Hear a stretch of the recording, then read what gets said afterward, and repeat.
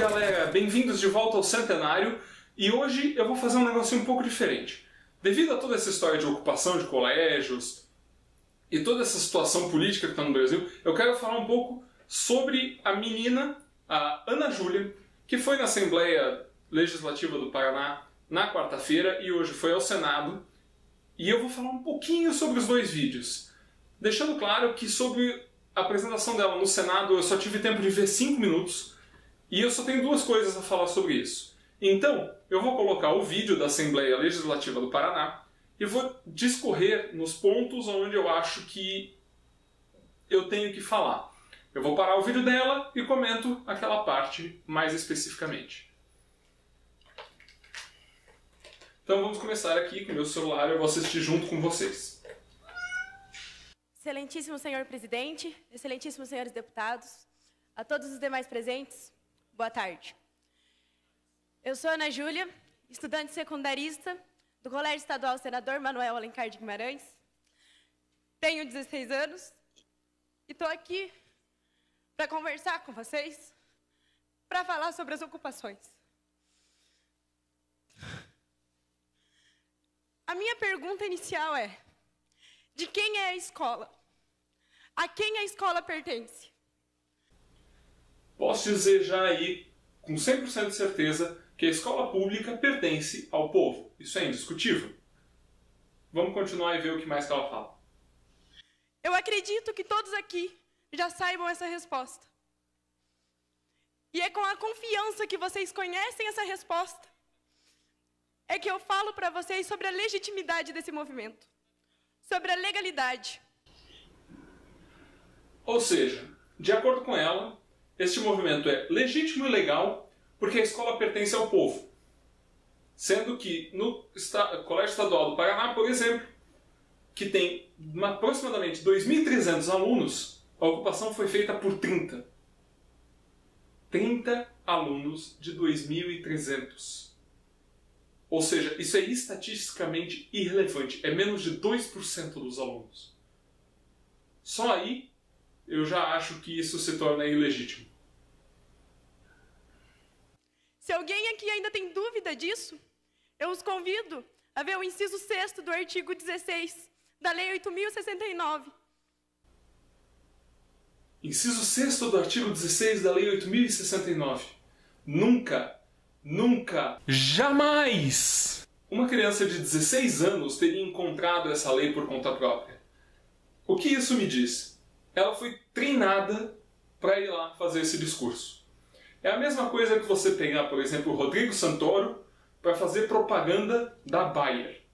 Eu te garanto com 100% de certeza que ele não tem a menor ideia do que ele está falando quando ele fala que, sei lá, um remédio para dor de cabeça novo da Bayer é o melhor do mercado.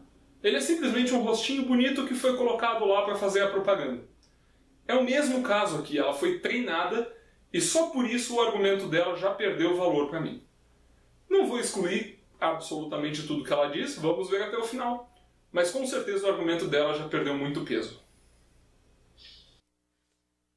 Se após isso vocês ainda duvidarem da legitimidade do nosso movimento, eu convido vocês a participar das nossas ocupações.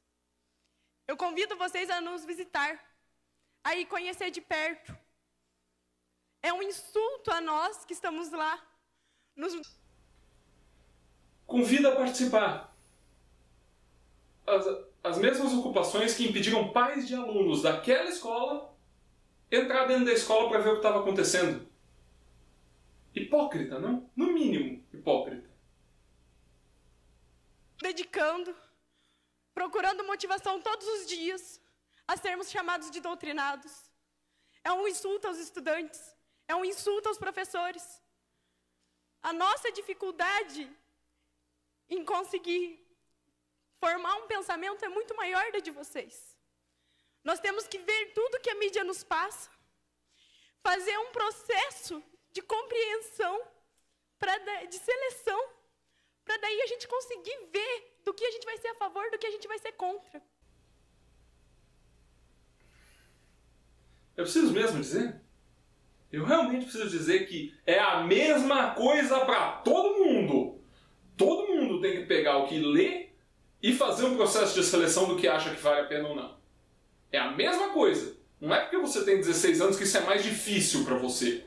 Todo mundo passa por esse processo. Tá bom, você pode não ter a bagagem intelectual ainda para poder filtrar tão bem essa história. E não me venha falar de doutrinado com os professores, porque se existe um doutrinado e um doutrinador, o doutrinador é o Estado com o auxílio dos professores, não simplesmente o Estado. E não é que o doutrinado seja somente o aluno, tem outras pessoas também que podem ser doutrinadas pelo Estado, mas é de uma lentidão psicológica que me dói na alma. E não estou falando exclusivamente da menina. Eu acredito que ela tenha sido realmente treinada para falar isso, então não é necessariamente o intelecto dela aqui que está sendo botado em questionamento. Para daí a gente conseguir compreender. E é um processo difícil. Não é fácil para estudantes simplesmente decidir ao que lutar. E mesmo assim a gente ergueu a cabeça e estamos enfrentando isso. Nós não estamos lá de brincadeira. Nós sabemos pelo que nós estamos lutando. A nossa bandeira é a educação. A nossa única bandeira é a educação. Nós somos um movimento apartidário. Nós somos um movimento dos estudantes pelos estudantes. Somos um movimento que se preocupa com as gerações futuras. Um movimento que se preocupa com a sociedade, que se preocupa com o futuro do país. Que futuro o Brasil vai ter? Somos um movimento que se preocupa com o futuro do país, com o futuro da sociedade e com a educação. E quanto aos alunos que passaram no vestibular já, mas não vão poder fazer matrícula na faculdade, porque a matrícula termina daqui a um mês e pouco, 2 meses, e eles não vão ter se formado no colégio, porque vocês estão ocupando e impedindo eles de terminarem o semestre. Eu acho que vocês não se preocupam tanto assim com o futuro do país e muito menos com a educação.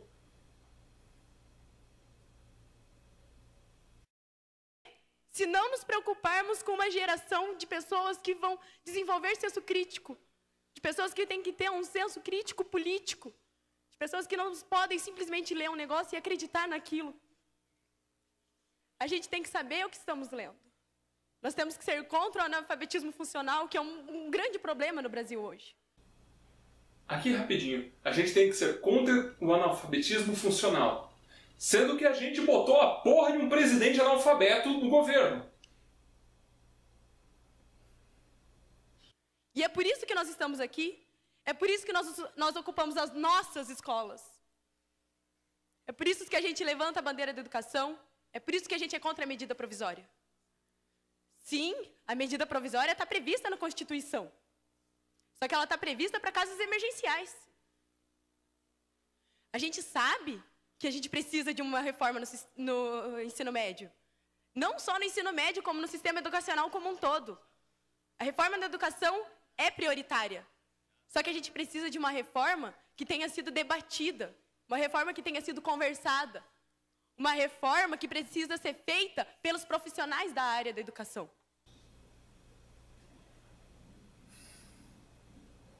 Uma reforma que precisa ser feita pelos profissionais da área da educação. Ou seja, uma reforma debatida durante os próximos 30 anos e que nunca vai sair do papel.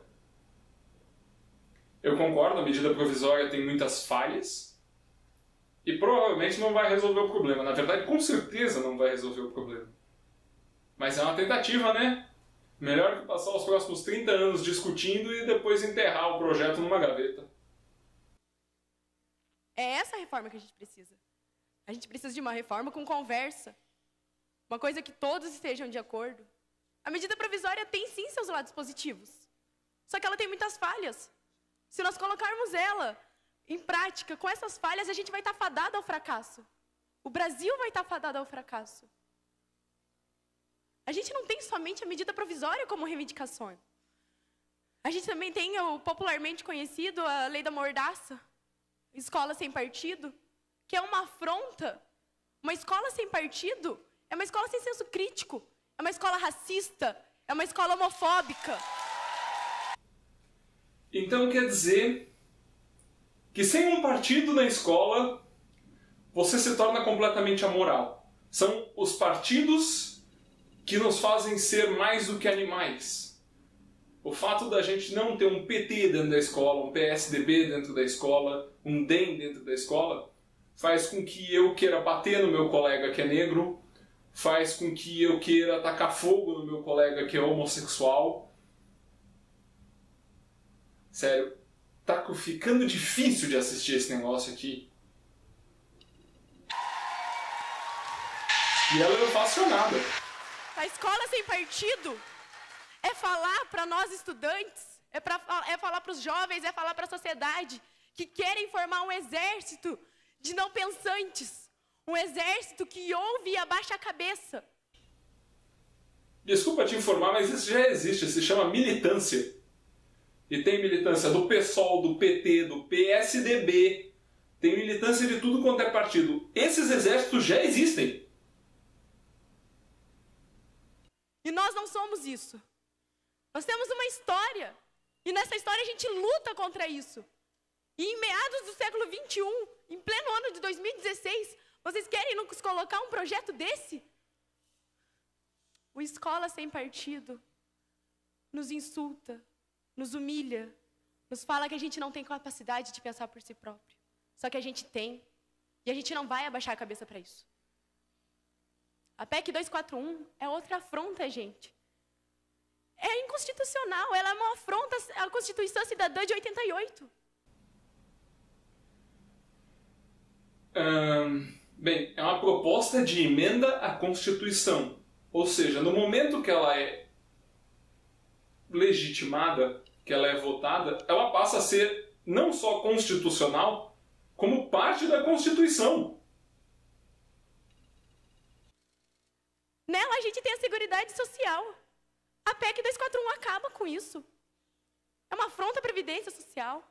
É uma afronta à saúde. É uma afronta à educação. É uma afronta à assistência social. A gente não pode simplesmente deixar isso acontecer. É uma afronta à Previdência Social, à saúde, à educação e à assistência social. Por quê? Porque vai parar de crescer o gasto de uma maneira absurda, em que nos últimos 7 anos o gasto cresceu 51% acima da inflação, enquanto a receita cresceu só 14,5% acima da inflação. É uma afronta, por quê? Porque o governo está tentando parar de gastar mais do que ganha para poder pagar a dívida e depois melhorar educação, saúde e previdência social e assistência social e todos os outros projetos do governo. Eu realmente não vejo o ponto dela aqui. A gente não pode cruzar os braços para isso.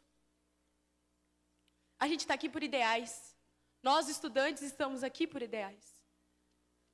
O SESMAG está lá ocupando por um ideal. Porque a gente fez assembleia, a gente votou, a gente colocou os prós e colocamos os contras. E mesmo assim a gente viu que a gente está aqui por uma luta. Quem viu? A minoria que está fazendo as ocupações? Aquela minoria de 2% ou menos ainda dos alunos? É isso mesmo que a gente está deixando acontecer.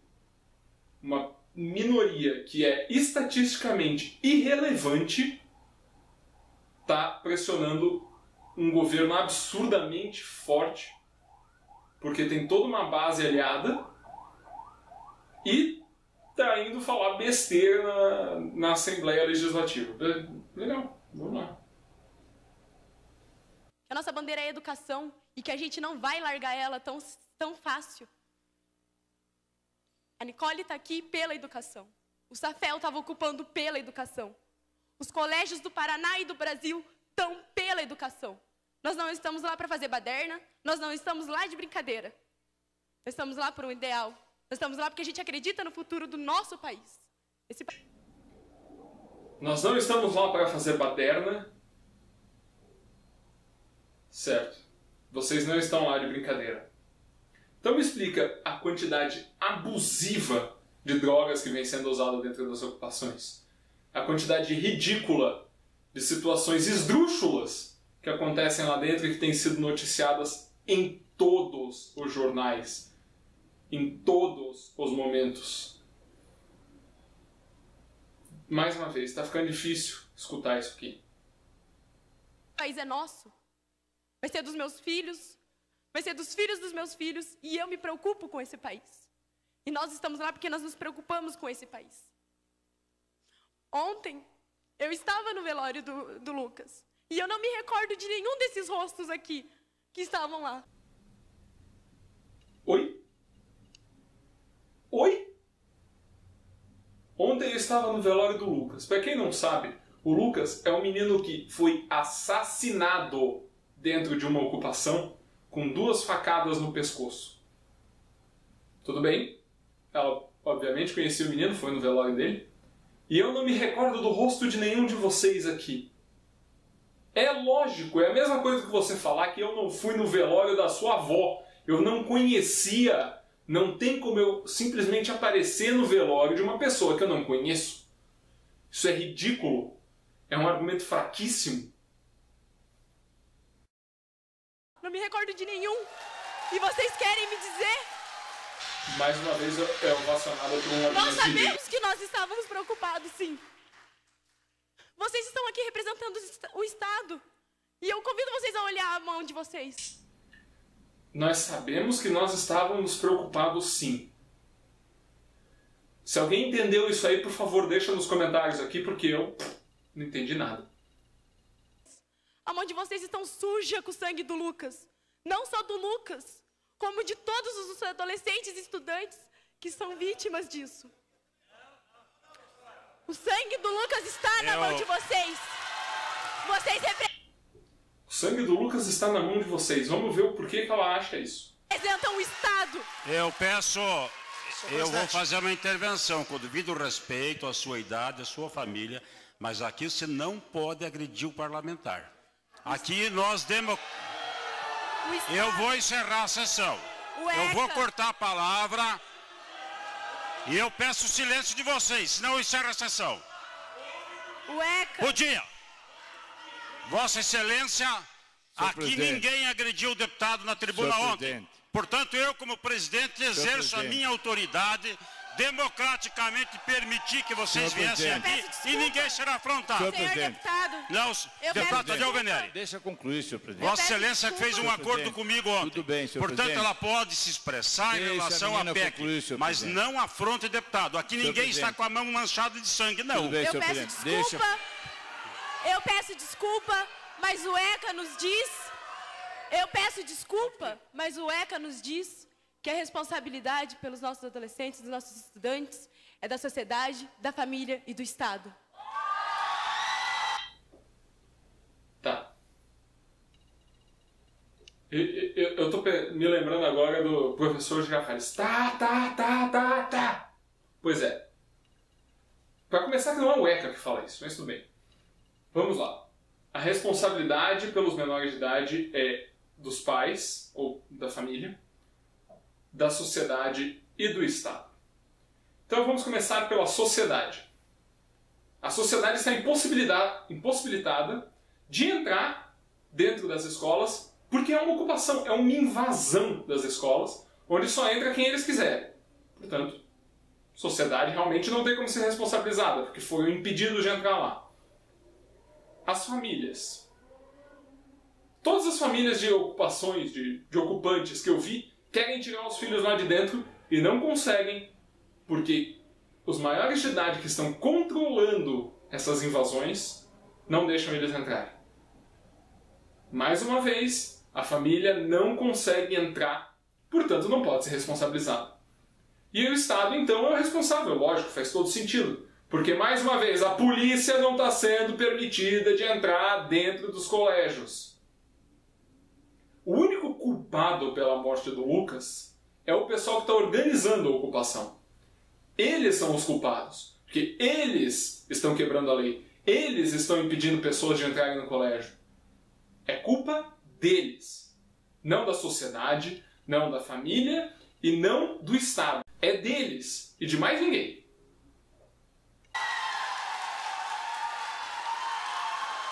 Nós estudantes que estamos nas escolas, não somos vagabundos, como dizem aqui. Como a sociedade lá fora diz. Nós estamos lá por ideais, nós lutamos por eles, nós acreditamos neles. Eu convido vocês a irem nas ocupações, a ver o nosso desgaste psicológico, a ver que não é fácil estar lá e que a gente vai continuar lutando. A gente vai continuar... Não. Os alunos realmente não são vagabundos. E eu acredito nisso. Eu acredito que os alunos não são vagabundos, eles são massa de manobra. Os vagabundos são o pessoal da União Brasileira dos Estudantes Secundaristas, que são sindicalistas profissionalizados, são estudantes profissionalizados, pessoas que estão no primeiro ano do ensino médio com 22 anos de idade, segundo ano do ensino médio com 22 anos de idade. Continuar lutando porque a gente acredita nisso. A gente vai continuar lutando porque a gente está em busca de conhecimento e que a gente não vai parar de ir atrás do conhecimento. Eu convido vocês a ir lá, a conhecer o movimento. E vocês vão ser muito bem recepcionados, porque a nossa ideia é apresentar para vocês porque a gente está lá. Vão sim. Assistam o vídeo do Arthur Duval, lá do canal Mamãe Falei, você vai ver o quão bem ele foi recepcionado numa dessas ocupações. O movimento estudantil nos trouxe um conhecimento muito maior sobre política e cidadania do que todo o tempo que nós estivemos sentados enfileirados em aulas padrões. Alguém lembra que no começo ela falou que não era doutrinada? O movimento estudantil nos trouxe muito mais conhecimento sobre política e cidadania do que qualquer aula padrão. O nome disso é doutrinação, minha filha. Porque nesses movimentos não tem ninguém da direita falando. Só tem gente da esquerda. Se você acha que isso é conhecimento de política e cidadania, você está muito falha. Você tem que escutar os dois lados. Você tem que escutar liberais, conservadores, direita, esquerda, todo mundo para formar uma opinião política. Não é simplesmente você escutar a esquerda e falar, nossa, isso é uma verdade absoluta. Portanto, doutrinada. O movimento uma semana de ocupação que nós estamos nos trouxe mais conhecimento sobre política e cidadania do que muitos outros anos que a gente vai ter dentro de sala de aula. Doutrinada. Apesar de toda essa ridicularização, desmoralização, apesar de sermos ofendidos, apesar dos problemas que a gente vai enfrentar, a gente ainda consegue ter a presença da felicidade. A gente tem a presença da felicidade porque a gente percebe que nós deixamos de ser meros adolescentes. Nós nos tornamos cidadãos comprometidos com...